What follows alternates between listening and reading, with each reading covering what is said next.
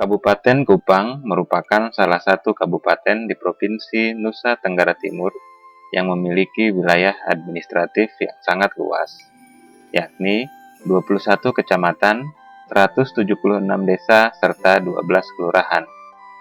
Hampir sebagian besar masyarakat Kabupaten Kupang tinggal menetap di desa-desa, dengan mata pencarian sebagai petani dan peternak. Keberadaan desa-desa di Kabupaten Kupang tidak jauh berbeda dengan desa-desa lainnya yang ada di provinsi ini. Hampir seluruh desa di provinsi ini kini dalam keadaan tidak berdaya, baik secara politik, ekonomi, maupun sosial budaya. Kebijakan otonomi daerah yang memposisikan desa sebagai pemegang otonomi asli dan berwenang penuh menentukan nasibnya sendiri masih belum sepenuhnya terwujud.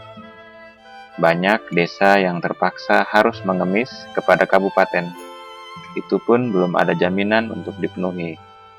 Bahkan, banyak program pemerintah yang turun langsung ke desa-desa sering tidak menjawab permasalahan yang ada di desa, karena sistem perencanaan masih dilakukan dari atas atau top-down.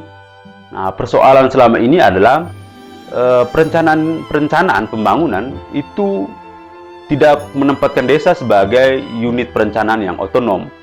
Jadi dalam sistem perencanaan kita selama ini, desa hanya menjadi pelaku perencanaan yang melisting seluruh kebutuhan mereka dan kemudian itu diserahkan kepada pemerintah kabupaten ataupun SKPD atau dinas sektor dan seterusnya.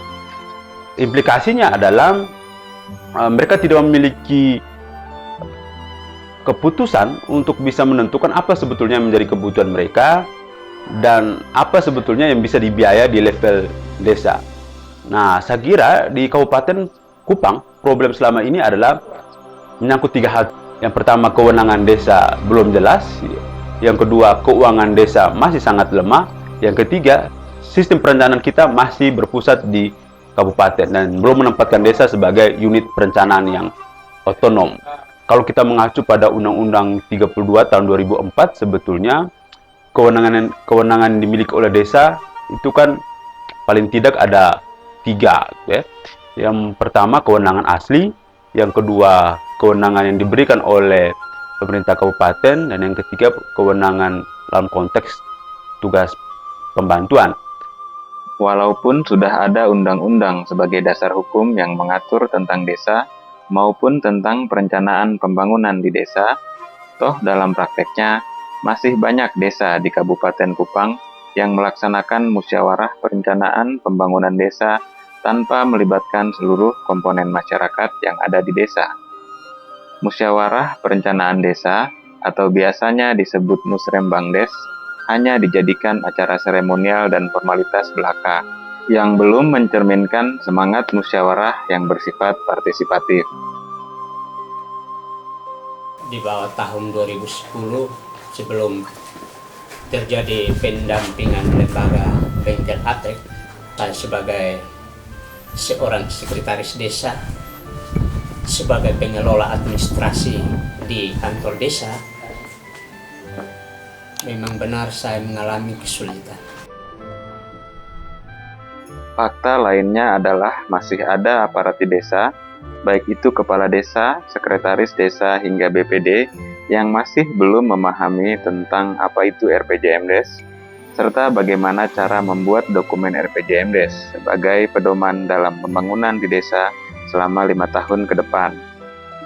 Salah satu contoh nyata adalah Desa Rabeka.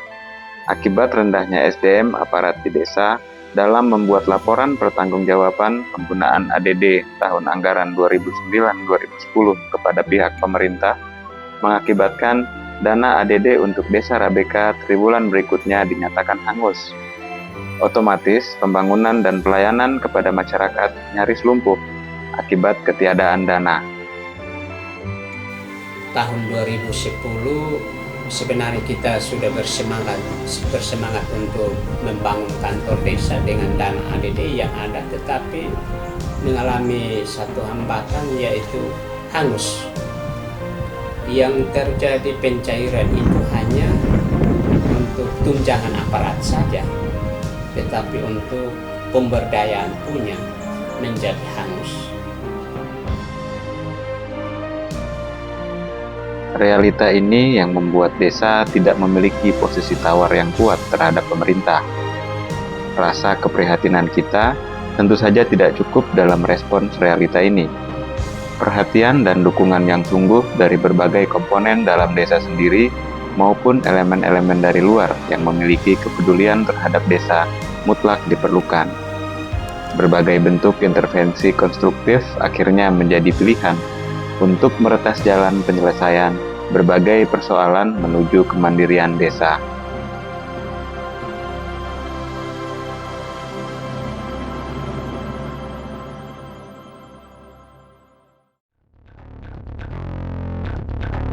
Yayasan Bengkel Apek dengan dukungan dana Akses Ausaid telah melakukan intervensi program pengembangan otonomi desa dengan memperkuat warga melalui kelompok motivator di 10 desa di wilayah Kabupaten Kupang. Program ini lebih mengedepankan pendekatan aset base atau mengedepankan kekuatan di desa untuk dapat dikembangkan dan dimanfaatkan dalam upaya meningkatkan kesejahteraan warga desa. Bengkel Apek mencoba bekerja sama dengan Akses Ausaid selama 2 tahun, sejak tahun 2010 sampai 2012. Kita dampingi 10 desa di Kabupaten Kupang dan 4 kecamatan dengan program mendorong kemandirian desa dengan memperkuat kelompok motivator desa. Jadi setiap kelompok itu kita bentuk, setiap desa kita bentuk kelompok motivator, dan kelompok motivator inilah ya kita transformasi berbagai ilmu pengetahuan skill kita pada mereka untuk kemudian mereka lah yang akan menggerakkan upaya-upaya untuk kemandirian desa. Yayasan Bengkel Apek membuka peluang dengan lembaga-lembaga lain yang mempunyai program yang sama dalam membangun desa secara kolaborasi. Dalam implementasinya, program ini juga membuka peluang untuk berkolaborasi dengan pihak lain yang punya visi, punya misi, atau punya cita-cita yang sama dalam upaya mendorong kemandirian desa. Salah satu contoh kolaborasi yang sudah pernah dilakukan oleh Bengkel Apek adalah dengan teman-teman program PNPM, di mana kolaborasi kita yang paling nyata adalah kegiatan penguatan kapasitas kepada kelompok perempuan. Dalam perkembangan selama 2 tahun ini, progresnya menarik ya. Kelompok motivator sudah mulai melakukan aktivitas-aktivitas ya, dari semua transformasi ilmu pengetahuan dan skill yang kita transformasikan kepada kelompok motivator, dan secara mandiri mereka coba mulai menggerakkan pembangunan. Begitu banyak contoh keberhasilan, cerita sukses yang kita temukan di desa-desa dampingan kita. Kehadiran seorang motivator di desa menjadi babak awal perubahan perilaku masyarakat desa. Semangat gotong royong yang selalu dikampanyekan oleh para motivator di desa ini mulai terlihat di beberapa desa yang didampingi oleh Yayasan Bengkel Apek. Antara lain di Desa Wemolo, Desa Kairane, dan di Desa Nunbaun. Seperti halnya penggalian saluran irigasi yang dilakukan secara swadaya sepanjang 750 meter yang dilakukan oleh seluruh masyarakat untuk mengairi lahan persawahan mereka. Awalnya kami bahas di kantor desa, diusulkan oleh masyarakat, kemudian kami sepakati, lalu kami jadwalkan kegiatannya. Setelah itu baru kami mulai dengan kegiatan penggalian saluran ini. Tujuannya untuk kami mengairi areal persawahan seluas sekitar 10 hektar. Kegiatan ini kami laksanakan secara swadaya. Sistem kerjanya kami bagikan kepada tenaga kerja per orang 1 meter. Selesai gali langsung kami berikan lagi 1 meter. Sampai dengan kegiatan ini selesai. Air dapat kami alirkan masuk ke lahan yang kami siapkan.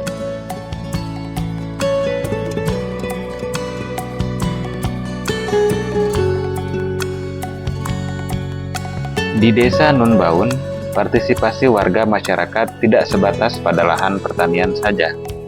Masyarakat Nunbaun sudah mulai peduli pada bidang pendidikan untuk anak-anak mereka. Warga Nunbaun bahu-membahu secara swadaya telah membangun ruang kelas baru untuk sekolah lanjutan atas, dengan maksud agar anak-anak mereka tidak lagi keluar desa untuk mendapatkan pendidikan yang lebih tinggi. Banyak anak-anak yang setelah tamat dari SMP, banyak yang tidak melanjutkan di sekolah menengah atas SMA. Lalu dengan melihat persoalan itu, masyarakat berinisiasi lewat kelompok motivator yang melakukan diskusi kegiatan rutin setiap bulan. Mereka coba mengambil kebijakan untuk mencoba merumuskan untuk membangun sebuah SMA yang dibangun secara swadaya. Dari kesepakatan itu mereka lanjutkan untuk di tingkat desa, kemudian untuk melakukan kesepakatan bersama. Dan pada bulan Mei 2012 mereka mulai mengerjakan pembangunan secara swadaya itu bertempat di Ajobaki, Desa Nunbaun. Mereka lakukan pengerjaan sekolah itu selama 1 bulan penuh. Lalu pada tahun ajaran baru tahun 2012 pula pada bulan Juli mereka sudah mulai melakukan proses belajar mengajar. Lalu menyangkut dengan siswa atau murid-murid yang sekolah di SMARS itu bukan saja dari Desa Nunbaun, tetapi dari desa-desa tetangga, misalnya dari Desa Pasi, dari desa-desa yang lain, sekolah juga di situ. Dan jumlah siswa sekarang yang tahun ajaran pertama ini berjumlah 23 orang.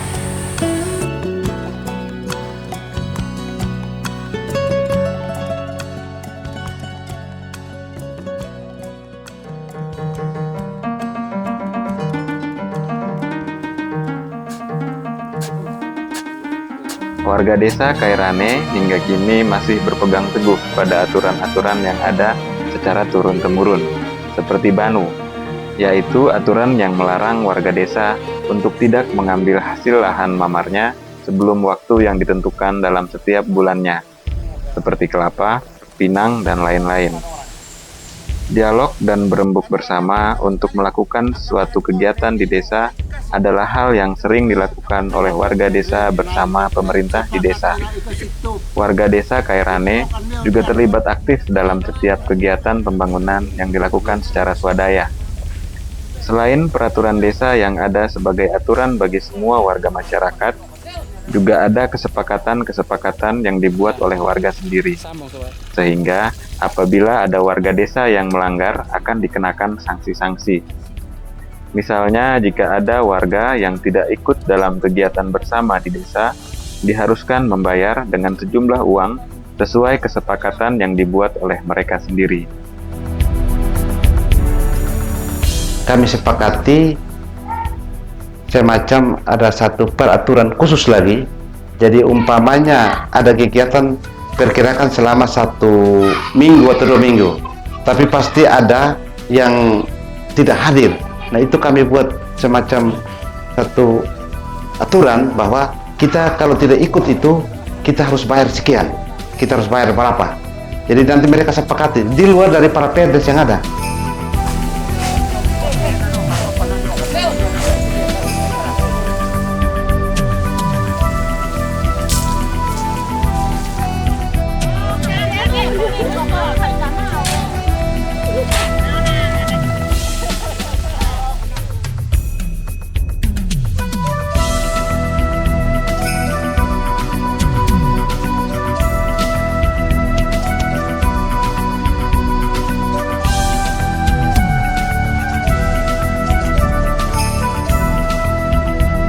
Keterlibatan kaum perempuan di desa perlahan-lahan mulai terlihat. Misalnya kaum perempuan selalu terlibat aktif dalam setiap pertemuan-pertemuan di desa. Peran aktif kaum perempuan ini tidak lepas dari peran motivator desa, seperti Mama Seli dari Desa Rabeka. Mama Seli adalah seorang ibu rumah tangga yang aktif dalam berbagai kegiatan di desa, terutama dalam membangun kesadaran ibu-ibu di desa untuk mengembangkan potensi diri mereka, seperti mendorong ibu-ibu di desa untuk membentuk sebuah usaha simpan pinjam perempuan. Hasilnya, usaha ini mendapat pinjaman modal dari PNPM. Selain itu juga dibentuk kelompok pengolahan pangan lokal untuk diolah menjadi bahan makanan yang memiliki nilai jual yang lebih tinggi.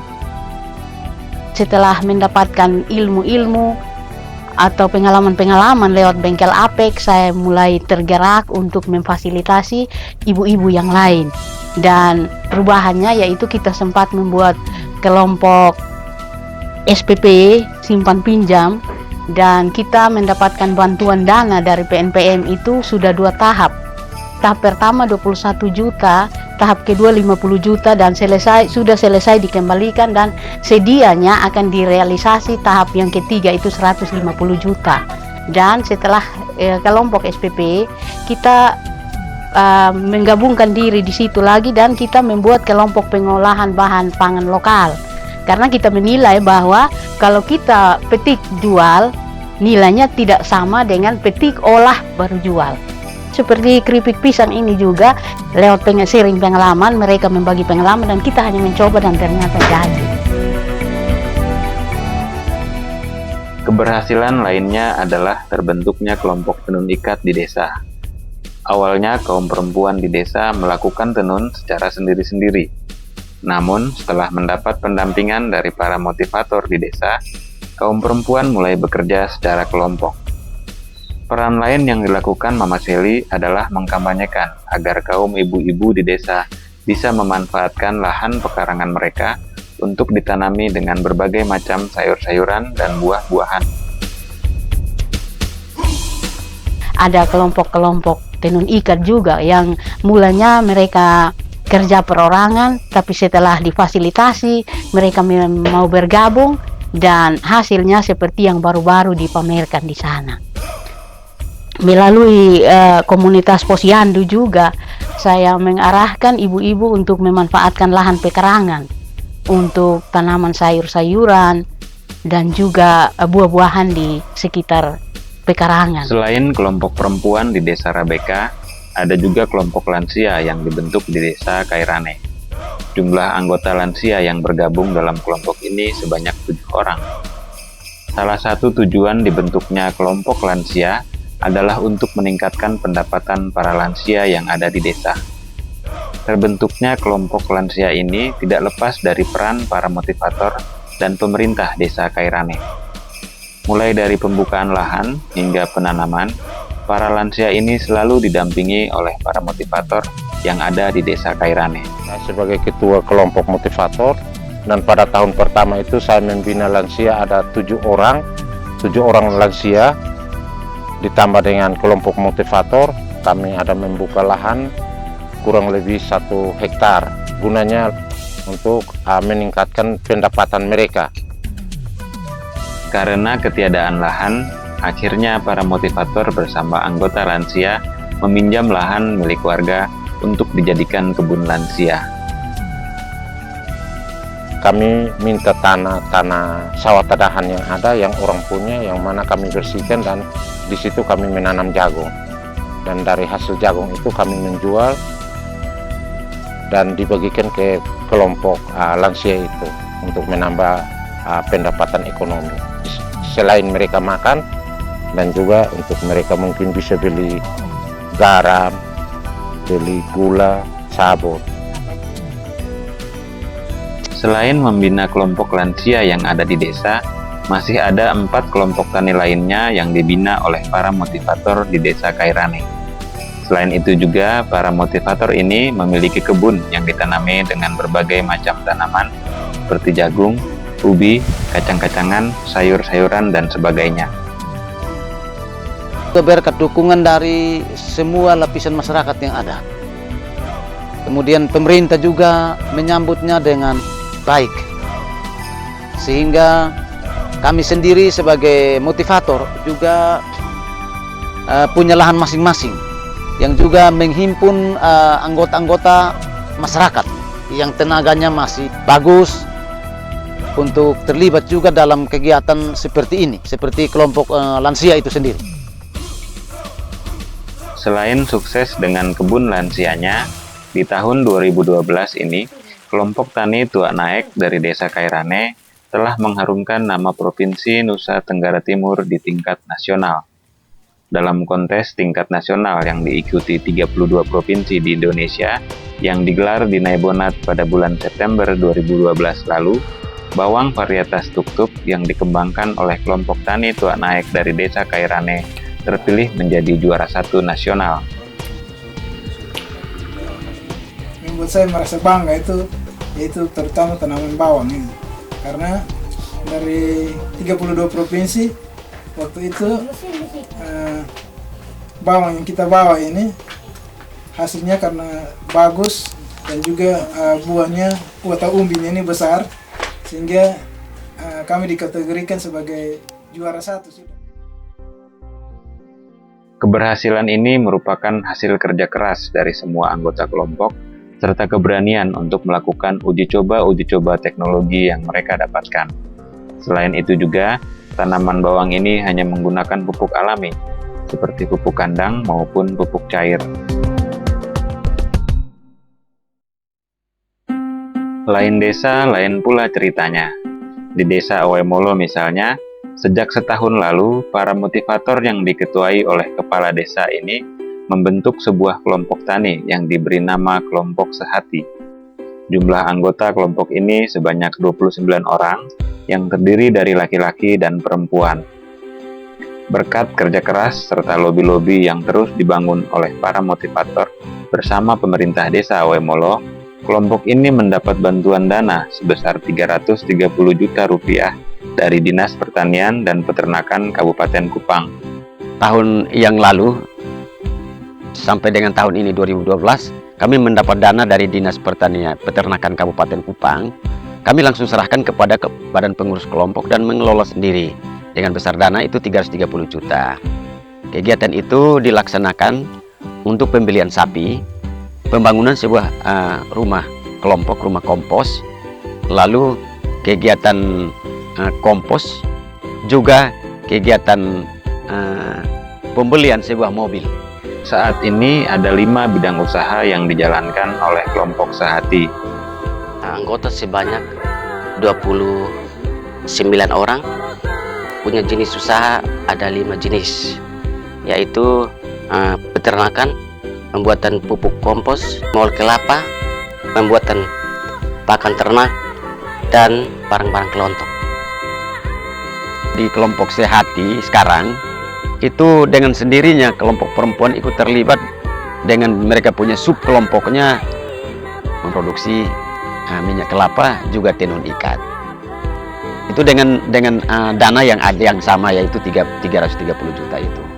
Dana bantuan ini juga digunakan untuk pembangunan sebuah rumah kelompok, pembelian mesin kompos dan mesin parut kelapa, serta sebuah mobil angkutan sebagai pendukung usaha Kelompok Sehati. Selain itu, dana tersebut digunakan untuk pembelian 33 ekor sapi untuk dibagikan kepada anggota kelompok. Untuk ternak sapi, disepakati bahwa anak pertama dari sapi tersebut dikembalikan kepada kelompok sebagai modal dasar kelompok.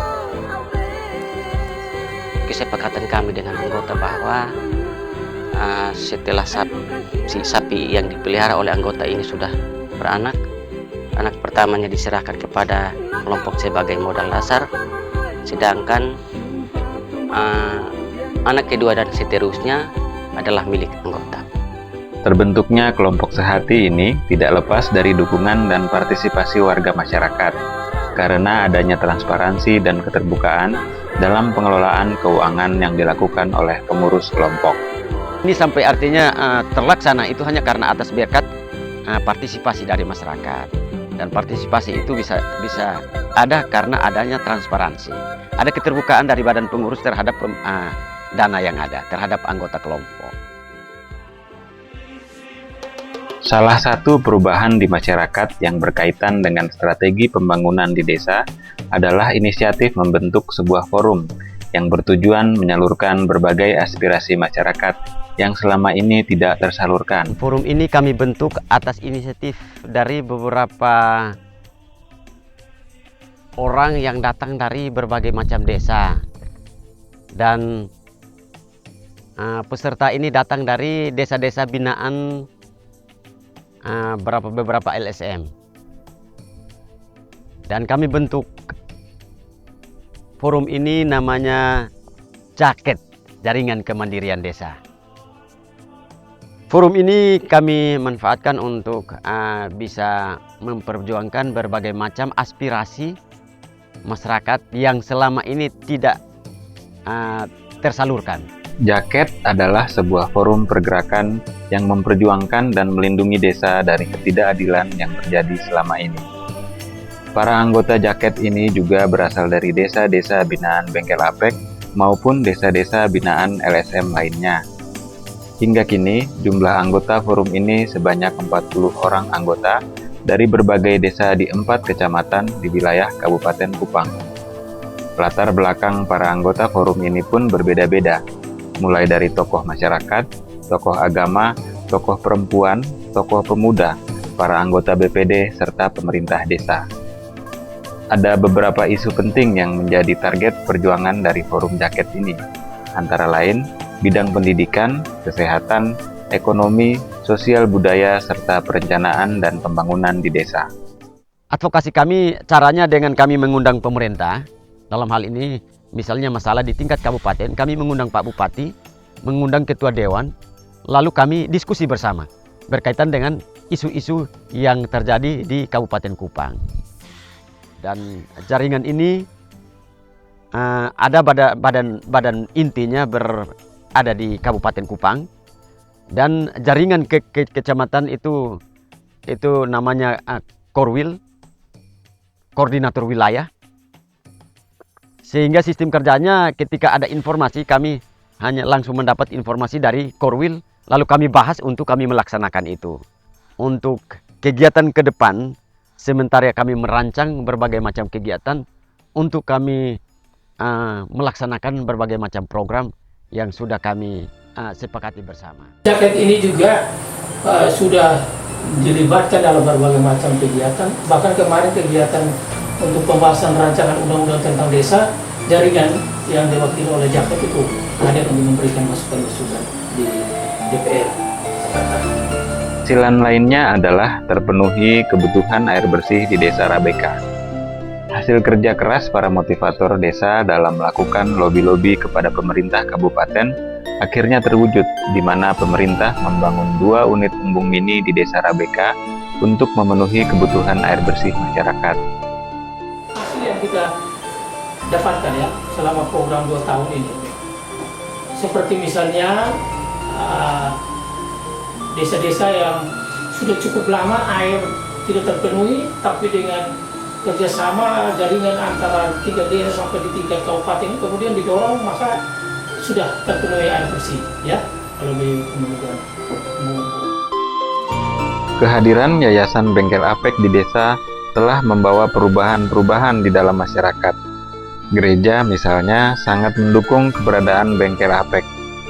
Mimbar gereja sering dijadikan tempat untuk mensosialisasikan berbagai informasi penting kepada masyarakat. Kehadiran Bengkel Apek di Desa Rabeka beberapa tahun yang lalu ini, dalam pencermatan saya, dia cukup membawa pengaruh perubahan dalam cara berpikir masyarakat, partisipasi masyarakat juga, terutama di dalam perencanaan dan